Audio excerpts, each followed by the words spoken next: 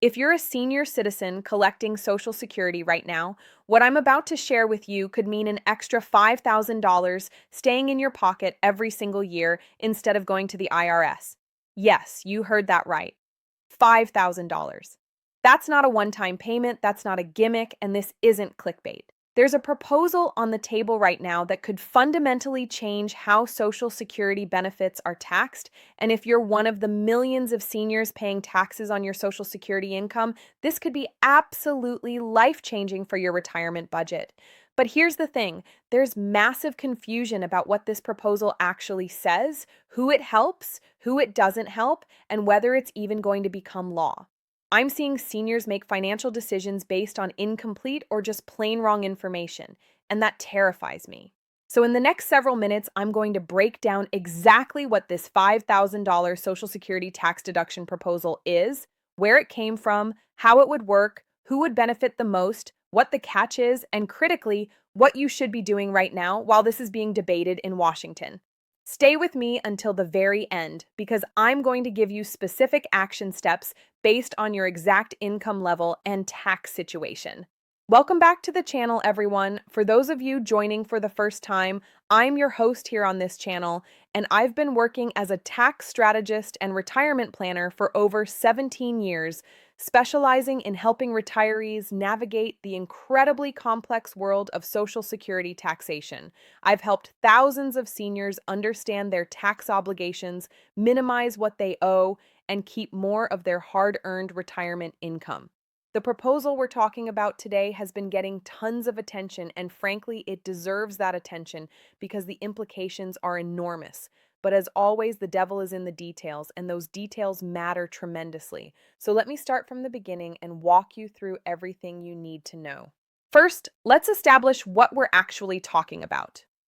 During the campaign and in recent policy discussions, a proposal emerged that would allow seniors collecting Social Security to take a $5,000 tax deduction specifically related to their Social Security income. Now, the exact mechanism has evolved as the proposal has been refined, but the core idea is this. Seniors would get additional tax relief that would reduce their taxable income by $5,000, which in turn reduces the amount of taxes they owe. For someone in the 22% tax bracket, a $5,000 deduction translates to $1,100 in actual tax savings. For someone in the 12% bracket, it's $600 in savings. That's real money that stays in your checking account instead of going to Uncle Sam. Now, before we go any further, I need to explain the current system of Social Security taxation because you can't understand why this proposal matters without understanding how Social Security is taxed right now. And this is where it gets complicated, so stay with me. Many people are shocked to learn that Social Security benefits can be taxed at all. They think, I already paid taxes on this money when I earned it. Why am I paying taxes again when I receive it? But the reality is that up to 85% of your Social Security benefits can be federally taxable depending on your total income. Here's how it works. The Social Security Administration uses something called combined income to determine how much of your benefits are taxable. Your combined income is your adjusted gross income plus any tax-exempt interest you earn, plus half of your Social Security benefits. If you're single and your combined income is between $25,000 and $34,000, up to 50% of your Social Security is taxable. If your combined income exceeds $34,000, up to 85% is taxable. For married couples filing jointly, the thresholds are $32,000 and $44,000 respectively. Let me give you a real example so this makes sense. Let's say you're a single retiree receiving $24,000 per year in Social Security benefits. You also have a small pension of $15,000 and you withdraw $10,000 from your traditional IRA. Your combined income would be your pension, $15,000, plus your IRA withdrawal, $10,000, plus half your Social Security, which is $12,000. That gives you a combined income of $37,000. Since that's above the $34,000 threshold for singles, 85% of your Social Security becomes taxable.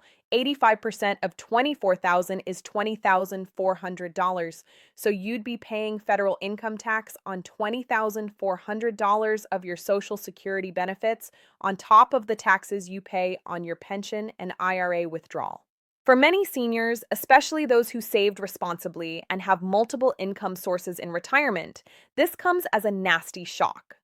They retire expecting to live comfortably on their Social Security, pension, and savings, only to discover that a huge chunk of their Social Security is being taxed, significantly reducing their spendable income. And here's the kicker: those income thresholds I mentioned, 25,000, 34,000, 32,000, and 44,000, they haven't been adjusted for inflation since 1983, 42 years ago. Back then, those were meaningful thresholds that protected most middle-class retirees. Today, with inflation, those same thresholds catch far more people than originally intended. So that's the problem this proposal is trying to address. Now let's talk about the solution being proposed. The $5,000 Social Security tax deduction would work as an above-the-line deduction, meaning you could take it even if you don't itemize your deductions.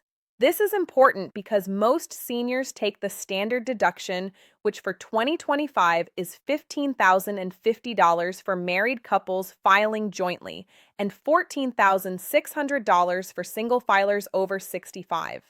The Social Security deduction would be in addition to the standard deduction, giving you extra tax relief specifically targeted at seniors. Here's how it would work in practice. Going back to our example of the single retiree with $37,000 in combined income and $20,400 of taxable Social Security benefits. Under current law, that entire $20,400 is included in taxable income. Under the proposed deduction, you'd reduce your taxable income by $5,000. So instead of paying tax on $20,400 of Social Security, you'd only pay tax on $15,400. If you're in the 12% tax bracket, that's $600 in tax savings. If you're in the 22% bracket, that's $1,100 every single year. Now, some versions of the proposal have discussed structuring this differently, either as a credit instead of a deduction, or as an exclusion that removes $5,000 of Social Security benefits from the taxable calculation entirely. The mechanics differ slightly, but the goal is the same: reduce the tax burden on seniors collecting Social Security. The version that seems to have the most traction is the straight deduction approach because it's simpler to implement and doesn't require restructuring the existing Social Security taxation formulas. So who benefits the most from this proposal? Let's be very clear about this because not all seniors would see the same benefit. If you're a senior whose combined income is low enough that none of your Social Security is currently taxable, this deduction wouldn't help you at all. You can't deduct something that's not being taxed in the first place. So if you're single with combined income under $25,000 or married with combined income under $32,000 and you have no other significant income sources, this proposal doesn't change anything for you. You're already paying zero federal tax on your Social Security. The people who benefit most are middle and upper middle income seniors, those who have Social Security plus a pension, or Social Security plus significant retirement account withdrawals, or Social Security plus part-time work income. These are the folks currently getting hit hardest by Social Security taxation, and they're the ones who would see the most relief from this deduction. Someone with $60,000 in combined income who's currently paying tax on 85% of their Social Security would see significant savings. Someone with $100,000 in combined income would see even more. There's also a cliff effect to consider. Some seniors are right on the edge of the taxation thresholds. They're doing Roth conversions or managing their IRA withdrawals very carefully to stay under the limits. For them, this deduction could provide breathing room to take larger withdrawals or do bigger Roth conversions without triggering Social Security taxation. That flexibility has real value beyond just the immediate tax savings. Now let's talk about the criticisms and concerns with this proposal because they're important to understand. First, there's the cost. Estimates suggest that this deduction would reduce federal tax revenue by approximately $15 to $20 billion per year. That money has to come from somewhere.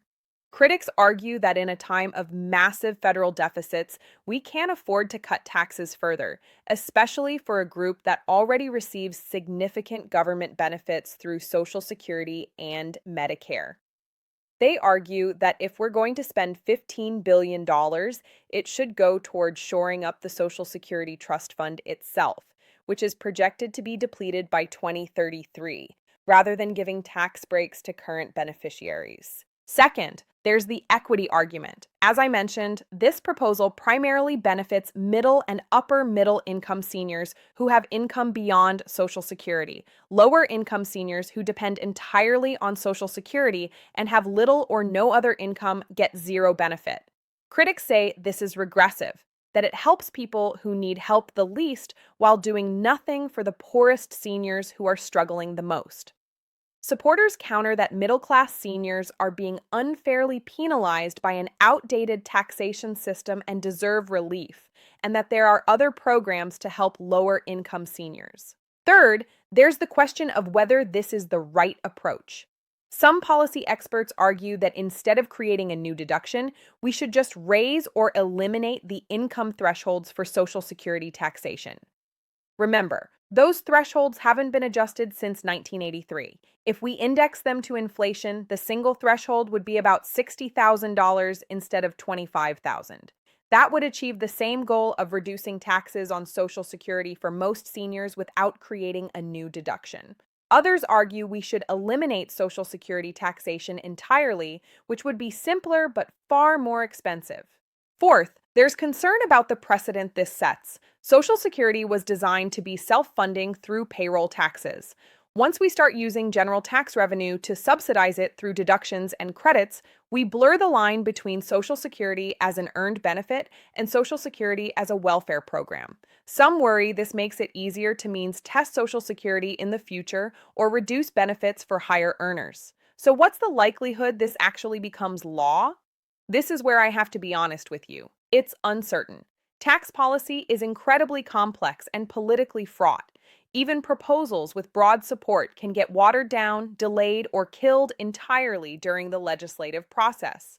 This particular proposal has support from key figures and has been discussed seriously, but it faces opposition from deficit hawks, progressive Democrats who want the money spent elsewhere, and policy wonks who prefer different approaches to the same problem.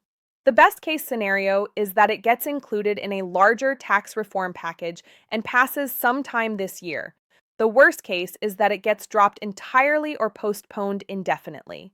The most likely scenario is somewhere in between. Maybe it passes but with a lower deduction amount, like $3,000 instead of $5,000, or maybe it phases in gradually over several years, or maybe it includes income limits so that very high earners don't benefit.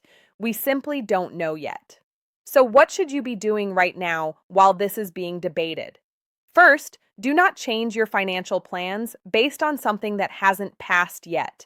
I'm seeing people delay Roth conversions or postpone retirement account withdrawals, assuming this deduction is coming, and that's a mistake. Plan based on current law, not proposed law. If the deduction passes, great, you'll benefit. But if it doesn't, you don't want to have made suboptimal decisions in anticipation. Second, run the numbers for your specific situation to understand what this would mean for you. Look at your most recent tax return. How much of your Social Security was taxable? What tax bracket are you in? Calculate what a $5,000 deduction would save you. If it's a meaningful amount, that's good to know, but again, don't count on it until it's signed into law. Third, focus on tax strategies you can control right now under current law. If you're paying tax on your Social Security, consider whether qualified charitable distributions from your IRA make sense. These don't count toward your combined income, so they can reduce Social Security taxation. Consider bunching itemized deductions in alternating years to maximize their value. Look at whether Roth conversions make sense to reduce future required minimum distributions that push you into higher Social Security taxation. Consider municipal bonds for tax-free interest that doesn't increase combined income as much as taxable interest. Fourth, stay informed but don't obsess. Follow reputable news sources for updates on the proposal, but don't spend hours every day reading speculation and commentary. When and if something passes, you'll have plenty of time to adjust. Fifth, talk to a qualified tax professional about your specific situation.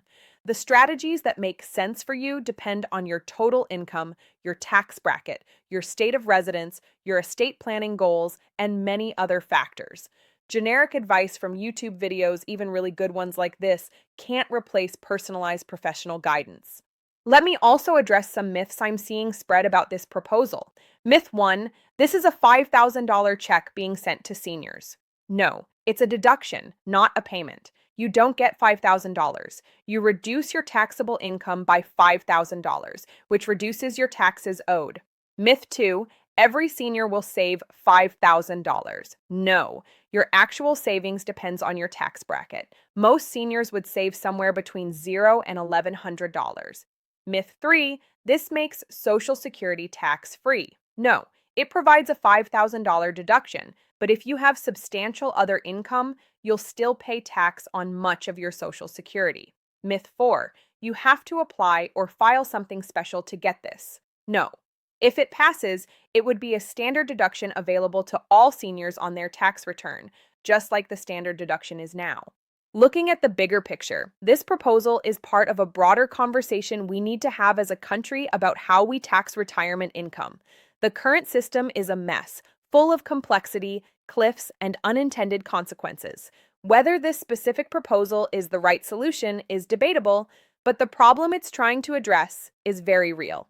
Millions of seniors are paying federal income tax on Social Security benefits using thresholds set over 40 years ago, and that doesn't make sense. We need reform, whether it's this deduction, higher thresholds, full elimination of Social Security taxation, or some other approach entirely. In conclusion, the $5,000 Social Security tax deduction proposal is real. It's being seriously discussed, and if it passes, it could provide meaningful tax relief to millions of middle-income seniors.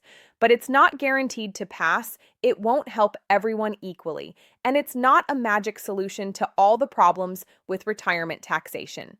Your job is to stay informed, understand what it would mean for you personally, plan based on current law while remaining flexible, and focus on the tax strategies you can control right now, regardless of what happens in Washington. If this breakdown helped you understand what's really going on with this proposal, smash that like button. It tells YouTube to share this video with more seniors who need accurate information instead of hype and confusion. Subscribe to this channel for weekly videos on Social Security, retirement taxes, Medicare, and everything else you need to know to maximize your retirement income and minimize your taxes. I cut through the complexity and give you straight talk based on facts, not fear. Drop a comment below and tell me, would this deduction help you, and do you think it should pass? I read every single comment and love hearing your perspectives. And if you found this valuable, please share it with other retirees in your life. The more people who understand the facts, the better decisions we all make. Thanks so much for watching. Stay smart with your money, and I'll see you in the next video where we'll tackle whatever retirement finance topic needs explaining next. Take care.